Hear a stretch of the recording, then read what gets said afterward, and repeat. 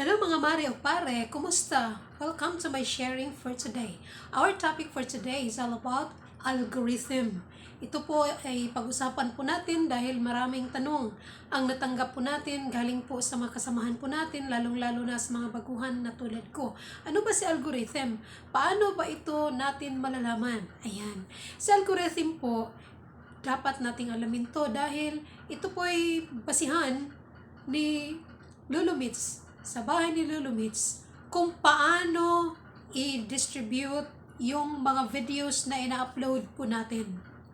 Kung makikita ni Lulu Mits na may ina-upload po tayo, the first example, meron ka ng 5,000 followers.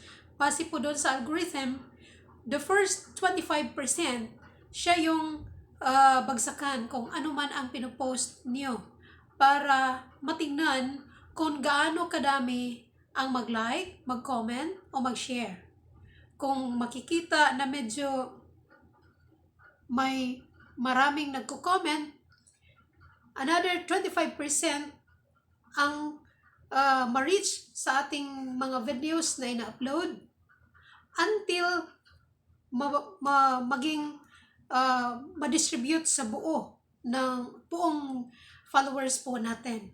Kaya kinakailangan na gumawa tayo ng mga videos na engaging.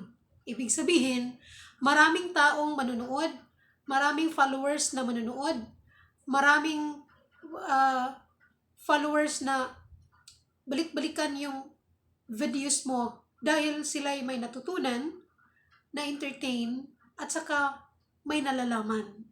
Kaya importante na gumawa tayo ng mga videos na siyang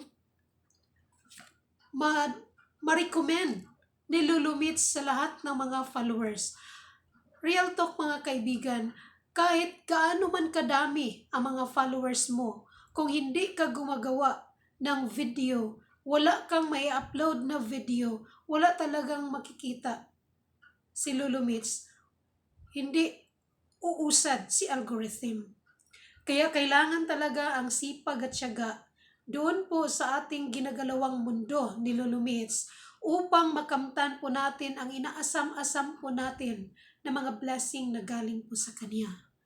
Kung kayo po'y na-monetize na, kailangan ang sipag at tiyaga.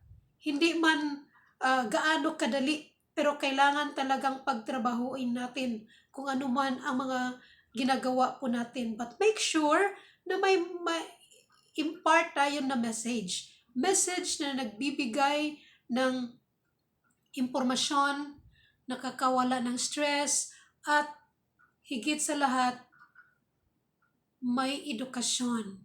Yun kasi ang pinaka-importante.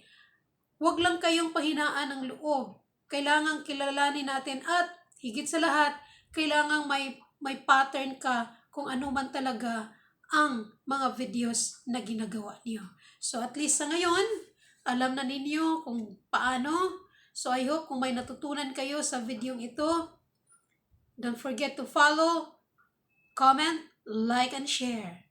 Para naman maraming nakakaalam na importante ang mga videos na engaging, importante ang mga videos na may impact, may message sa mga kasamahan pong mga content creator. Yan lang po muna mga mare o pare hanggang sa susunod na panagkita. Ayan. Bye everyone! God bless! I love you all. Mahigpit na yakap!